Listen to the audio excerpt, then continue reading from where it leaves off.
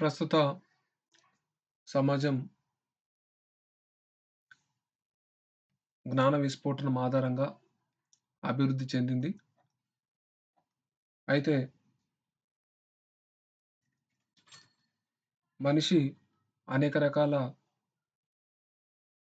జ్ఞాన రహస్యాలను తెలుసుకోవడానికి మానవుడు అనేక రకాలుగా అన్వేషణ చేశాడు.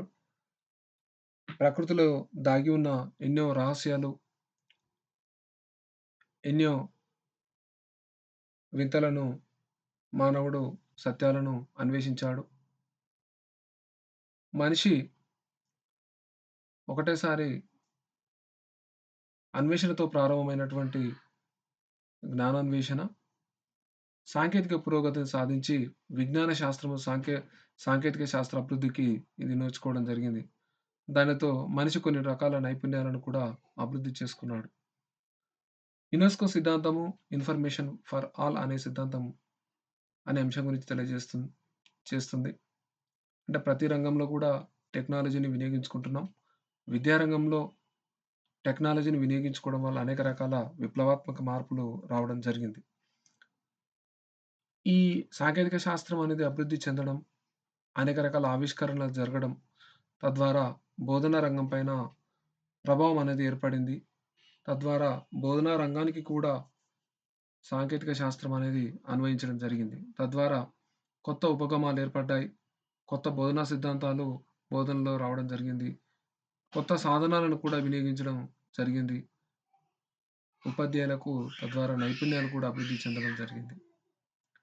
ఎరిక్ ఎబ్బే అనే శాస్త్రవేత్త 4 విప్లవాల గురించి అతను తెలియజేయడం జరిగింది.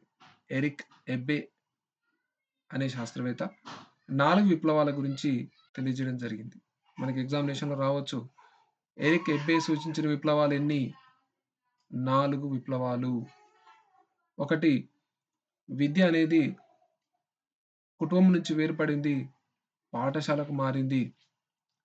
విద్య అనేది రాత పని విద్యా సాధనంగా వాడడం జరిగింది. మూడోది ముద్రణా యంత్రం ఆవిష్కరణ జరిగింది. తద్వారా విద్యా ప్రక్రియలో వినియోగించడం జరిగింది. నాలుగవది రేడియో, టీవీ, టేప్ రికార్డర్, కంప్యూటర్ల వినియోగం కూడా జరిగింది. కాబట్టి దీన్ని గుర్తించాల్సిన అవసరం ఏంటి అనంటే ఎరిక్ ఎబే చెప్పినటువంటి 4 విప్లవాలు ఏంటి అనంటే విద్య అనేది కుటుంబం నుంచి వేరుపడి పాఠశాలకు మారింది. రాత పని విద్యా సాధనంగా వాడకం జరిగింది. ముద్రణా యంత్రాన్ని కనుగొన్న తర్వాత వాటిని విద్యా ప్రక్రియలో వినియోగించడం కూడా జరిగింది. ముద్రణా యంత్రం ఆవిష్కరణ విద్యా ప్రక్రియలో వినియోగించడం. నాలుగవది రేడియో, టీవీ, టేప్ రికార్డర్, కంప్యూటర్ల వినియోగం. మరి విద్యా సాంకేతిక శాస్త్ర భావన అంటే ఏంటి? అంటే సాంకేతిక అంశాలను విద్యలో అన్వయించడం. విద్యా సాంకేతిక శాస్త్రము 2 అంశాల కలయిక. విద్య మరియు సాంకేతిక శాస్త్రం. విద్య, టెక్నాలజీ రెండిటి యొక్క శాస్త్రీయ అన్వయమే విద్యా సాంకేతిక శాస్త్రంగా చెప్పుకోవచ్చు. దీంట్లో మొదటిది ఎడ్యుకేషన్ అంటే ఏంటి? ఈ ఎడ్యుకేషన్ అనేది మనము తెలుగులో విద్య అని పిలుస్తాం. ఆంగ్లంలో ఎడ్యుకేషన్ అని పిలుస్తాం. ఎడ్యుకేషన్ అనే పదము లాటిన్ పదాలైనటువంటి ఎడ్యుకేటమ్, ఎడ్యుకేర్, ఎడ్యుసిరే, ఎడ్యుకేటమ్, ఎడ్యుకేర్, ఎడ్యుసిరే అనే పదాల నుంచి పుట్టింది. ఎడ్యుకేటమ్ అంటే బోధించే కళ. ఎడ్యుకేర్ అంటే వృద్ధి చెందడం, పైకి తేవడం, పోషించడం. ఎడ్యుసిరే దారి చూపడం, బయటికి తీయడం. అయితే విద్య యొక్క మెయిన్ కాన్సెప్ట్ ఏంటి అనంటే విద్యార్థులలో ఉండే అంతర్గత శక్తులను వెలికి తీయడం, సామర్థ్యాలు, నైపుణ్యాలు, వైఖరులు, అభిరుచులు అభివృద్ధి చేయడం, వారిని ఆధునిక సమాజంలో విజయవంతంగా జీవించేలా చేయడం. అంటే విద్యార్థులకు ఉండే అంతర్గత శక్తులను వెలికి తీయడం కావచ్చు, సామర్థ్యాలు, నైపుణ్యాలు, వైఖరులు, అభిరుచులను అభివృద్ధి చేయడం కావచ్చు, వారిని ఆధునిక సమాజంలో విజయవంతంగా జీవించేలా చేయడం కావచ్చు. టెక్నాలజీ యొక్క అర్థం ఏంటి? టెక్నాలజీ కూడా గ్రీకు పదాల నుంచి పుట్టడం జరిగింది. మనం ఇంతకుముందు మనం చెప్పుకున్నట్టుగా ఎడ్యుకేషన్ అనేది లాటిన్ పదం అయితే, టెక్నాలజీ అనేది గ్రీక్ పదం నుంచి పుట్టడం జరిగింది. టెక్ మరియు లోగోస్ అనే పదాల నుంచి పుట్టింది. టెక్ అంటే పరిశోధకుడు, లోగోస్ అంటే అధ్యయనం. టెక్నాలజీ యొక్క అర్థం ఏంటి అనంటే, నూతన పద్ధతులను శాస్త్రీయంగా అభివృద్ధి చేసే శాస్త్రాన్ని టెక్నాలజీ అని చెప్తారు. విద్యా సాంకేతిక శాస్త్రానికి సంబంధించినటువంటి కొన్ని రకాల నిర్వచనాలను చూద్దాము. బోధన అభ్యసన సన్నివేశాలలో శాస్త్ర పరిజ్ఞానాన్ని క్రమబద్ధంగా అన్వయించడం ద్వారా బోధనా, శిక్షణ సామర్థ్యాలను వృద్ధి చేయడము. అంటే టీచింగ్ లెర్నింగ్ ప్రాసెస్‌లో we are applying the scientific knowledge. శాస్త్రీయ పరిజ్ఞానాన్ని క్రమబద్ధంగా అన్వయించేటటువంటి బోధన అన్వయించడం ద్వారా బోధన, శిక్షణ సామర్థ్యాలను అభివృద్ధి చేయడాన్నే మరి విద్యా సాంకేతిక శాస్త్రం అని అంటాము. తర్వాత షిప్ కే మిత్రా నిర్వచించినటువంటి ప్రకారం విద్యా గమ్యాలను సాధించగల వ్యూహాలు, పద్ధతుల శాస్త్రాన్ని విద్యా సాంకేతిక శాస్త్రం అంటారు. తర్వాత రాబర్ట్ గాగ్నే ఏం చెప్పాడంటే, విద్యా వ్యవస్థల రూపకల్పన, పరీక్ష, నిర్వహణ కోసం తగిన వ్యూహాలు మరియు ప్రాయోగిక పరిజ్ఞానాన్ని అభివృద్ధి చేసేటటువంటి శాస్త్రం.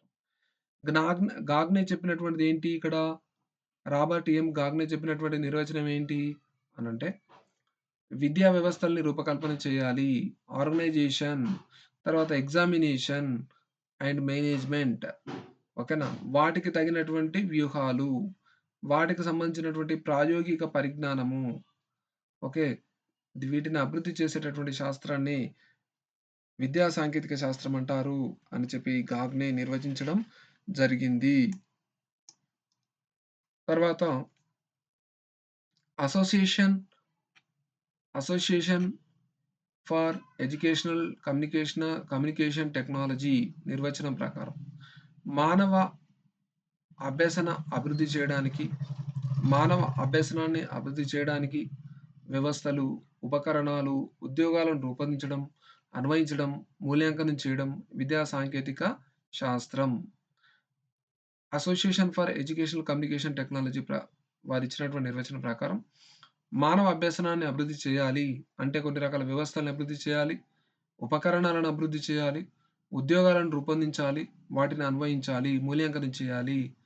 వాటినే విద్యా సాంకేతిక శాస్త్రం అంటారని చెప్పి association for educational communication technology నిర్వచనం చేయడం జరిగింది. తర్వాత కాలియర్ నిర్వచనం. పాఠ్య ప్రణాళిక, పథక రచన, మూల్యాంకనం, అమలుపరచడం, పునర్నిర్మాణమే విద్యా సాంకేతిక శాస్త్రం అని చెప్పడం జరిగింది. కాలియర్ చెప్పినటువంటి నిర్వచనంలో ఎన్ని భావనలున్నాయి? ప్రణాళిక రచన, పథక రచన, మూల్యాంకనం, అమలుపరచడం, పునర్నిర్మాణం 5 అంశాలున్నాయి. అది. తర్వాత నెక్స్ట్ విద్యా సాంకేతిక శాస్త్రం యొక్క సారాంశం ఒక భావన ఏంటి అనంటే, సాంకేతిక పరిజ్ఞానాన్ని విద్యకు అన్వయించడం. సాంకేతిక పరిజ్ఞానాన్ని విద్యకు అన్వయించడాన్ని విద్యా సాంకేతిక శాస్త్రంగా చెప్తారు. విద్యలో సాంకేతికతను ప్రవేశపెట్టాలి. స్పష్టమైనటువంటి విద్యా లక్ష్యాలు సాధించాలంటే 5 వ్యవస్థలు సమన్వయంతో పనిచేయాలి. మానవులు, యంత్రాలు, సామాగ్రి, మాధ్యమం, పద్ధతులు. మానవులు, యంత్రాలు, సామాగ్రి, మాధ్యమం, పద్ధతులు.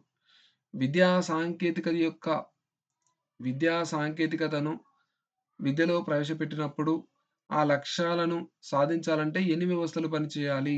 5 వ్యవస్థలు పనిచేయాలి. మానవులు పనిచేయాలి, యంత్రాలు పనిచేయాలి, సామాగ్రి పనిచేయాలి, మాధ్యమం పనిచేయాలి, పద్ధతులు పనిచేయాలి. తర్వాత జగదీష్ సింగ్ ప్రకారం విద్యలో టెక్నాలజీ అన్వయించాలంటే అతను హార్డ్‌వేర్ టెక్నాలజీ, సాఫ్ట్‌వేర్ టెక్నాలజీ, తర్వాత సిస్టమ్స్ అప్రోచ్ గురించి అతను చెప్పడము జరిగింది. జగదీష్ సింగ్ ప్రకారము విద్యలో టెక్నాలజీ ఎన్ని రకాలు? 3 రకాలుగా ఉంటుంది. విద్యలో టెక్నాలజీ ఎన్ని రకాలుగా ఉంటుంది? జగదీష్ సింగ్ ప్రకారం 3 రకాలుగా ఉంటుంది. ఒకటి hardware next software next system systems approach. Systems approach. Hardware అంటే ఏంటి అనంటే, మన కంటికి కనిపించేటటువంటి వాటిని వినియోగంలో చాలా దృఢమైనటువంటి సామాగ్రి అని చెప్తాం వీటిని. మన కంటికి కనిపించేటటువంటిదే హార్డ్‌వేర్. బోధనా యంత్రాలు, తర్వాత రేడియో, వీడియో, టీవీ, చలనచిత్రాలు వీటికి సంబంధించింది హార్డ్‌వేర్‌గా చెప్పుకోవచ్చు. తర్వాత సాఫ్ట్‌వేర్ అంటే మనం వినియోగించేటప్పుడు రకాల ప్రోగ్రామ్స్ ఉంటాయి. ఆ ప్రోగ్రామ్స్‌కు సంబంధించినటువంటి వీటినే మనము సాఫ్ట్‌వేర్‌గా మనం చెప్పుకోవడం జరుగుతా ఉంటుంది. ఇది మన యొక్క ఆహ్, క్ మనం దీన్ని స్పర్శించలేము. కేవలం చూడడం జరుగుతుంది గానీ స్పర్శించలేము. అది మనం గుర్తుంచుకోవాలి. రకరకాల బోధనా వ్యూహాలు, రకరకాల బోధనా పద్ధతులు ఇవన్నీ కూడా సాఫ్ట్‌వేర్ టెక్నాలజీ నుంచి ఇది రావడము జరుగుతుంది. తర్వాత వ్యవస్థ ఉపగమము. హార్డ్‌వేర్, సాఫ్ట్‌వేర్ రెండిటిని కలిస్తేనే వ్యవస్థాగత విద్యా రూపకల్పన అభివృద్ధి అనేది జరుగుతుంది. వీటిని వ్యవస్థ ఉపగమంగా చెప్పుకోవడం జరుగుతుంది. మరి విద్యా సాంకేతిక శాస్త్ర అభివృద్ధి ఏ విధంగా జరిగింది అనంటే, విద్య అనేటటువంటిది ఎల్లప్పుడూ మారుతా ఉంటుంది. ప్రపంచం ఏ విధంగా మారుతుందో విద్య కూడా ఎల్లప్పుడూ మారుతూ ఉంటుంది. మార్పులను స్వీకరించడం, మారుతున్నటువంటి కాలానుగుణంగా బోధన అభ్యసనాన్ని మెరుగుపరచడం విద్యా సాంకేతికత యొక్క లక్షణం. ఎందుకంటే ప్రపంచం మారుతూ ఉన్నప్పుడు బోధనా పద్ధతులు మారుతూ ఉంటాయి.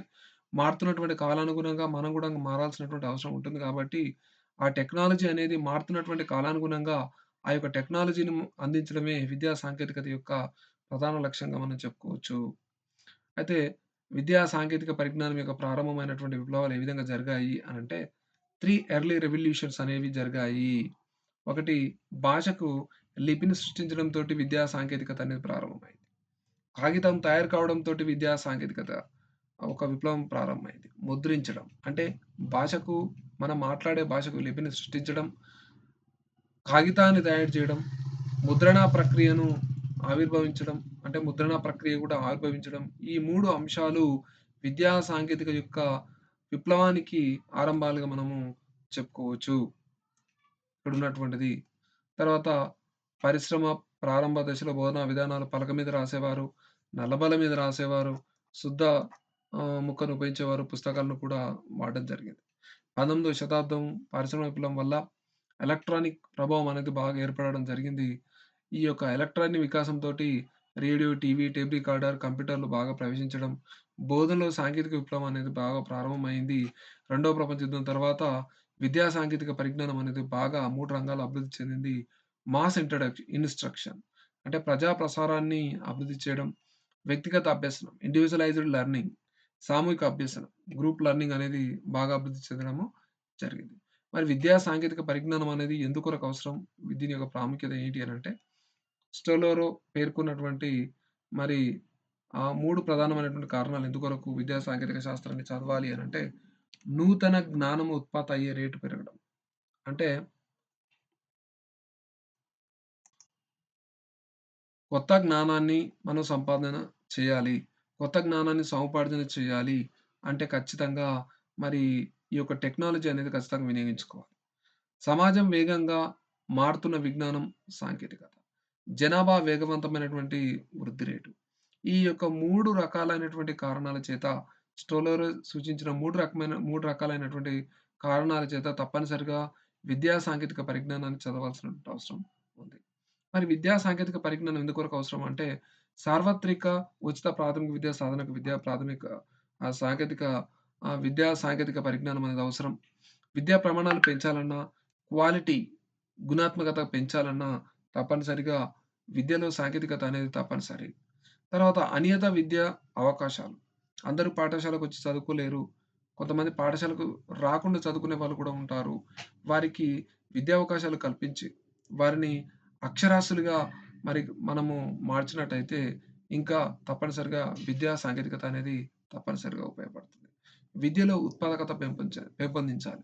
అంటే తక్కువ ఖర్చుతోటి మంచి ఫలితాలు సాధించాలంటే సాంకేతికత తప్పనిసరి. అందరికీ విద్య అందుబాటులోకి రావాలి. దూర ప్రాంతంలో ఉన్నటువంటి వారు పాఠశాలకు వెళ్లి చదువుకోలేరు, కళాశాలకు వెళ్లి చదువుకోలేరు. అందుకొరకు విద్యా సాంకేతికత శాస్త్రమాన్ని ఖచ్చితంగా అన్వయించాల్సినటువంటి అవసరం ఉంది. తర్వాత భాష అభ్యసన చాలా సులభతరం అవుతుంది. రేడియో, కంప్యూటర్, టీవీ ఇలాంటి మాధ్యమాలతోటి ఇతర భాషలను వేగవంతంగా మనం నేర్చుకోవడానికి ఆస్కారం ఉంటుంది. తక్కువ సమయంలో విద్యా సాంకేతికతను ఉపయోగించి ఎక్కువ పరిజ్ఞానాన్ని సముపార్జన చేయడానికి ఆస్కారం ఉంటుంది. ఎందుకంటే మల్టీమీడియా ప్రజెంటేషన్స్ గానీ, వీడియోల ద్వారా విజ్ఞానాన్ని సముపార్జన చేయడం వల్ల సమర్థవంతంగా, వేగంగా మనము విద్యాభ్యాసం అనేటటువంటిది చేయడానికి ఆస్కారం ఉంటుంది. ఈ విద్యార్థుల వ్యక్తిగత అభివృద్ధి.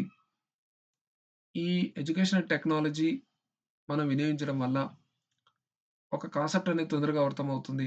క్రియేటివిటీ డెవలప్‌మెంట్ అవుతుంది. అనలిటికల్ థింకింగ్ అనేది డెవలప్‌మెంట్ అవుతుంది. తద్వారా విద్యార్థులు వ్యక్తిగతంగా అభివృద్ధి చెందడానికి ఆస్కారం ఉంటుంది. తర్వాత ఈ నేషనల్ ఇంటిగ్రేషన్ అనేది పెంపొందుతుంది.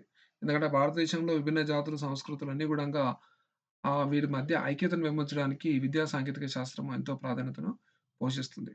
ఈ టీచర్స్ గూడా ట్రైనింగ్ ఈజీగా ఇవ్వడానికి ఆస్కారం ఉంటుంది. ఇన్ సర్వీస్ ట్రైనింగ్ గాని, తర్వాత వృత్తిపూర్వకమైనటువంటి శిక్షణ, వృత్యంతర శిక్షణ కూడంగా ఈజీగా అందించడానికి ఆస్కారం ఉంటుంది. ప్రజలను చైతన్యవంతులుగా తీర్చగొ తీర్చిదిద్దడానికి ఆస్కారం ఉంటుంది. ఎందుకంటే సమాజానికి అవసరమైనటువంటి అవసరాలేవైతే ఉంటాయో, విద్యా సాంకేతిక శాస్త్రం వల్ల దాని ద్వారా వాళ్ళందరికీ గూడంగా వాటిని అందించడానికి ఆస్కారం ఉంటుంది. తర్వాత శాస్త్రీయ దృక్పథం గూడంగా అభివృద్ధి చెందుతుంది. శాస్త్రీయ మాధ్యమాల ద్వారా ప్రజల్లో మంచి జిజ్ఞాస, తర్కము, శాస్త్రీయ భావన కూడా పెంపొందించడానికి ఆస్కారము ఉంది.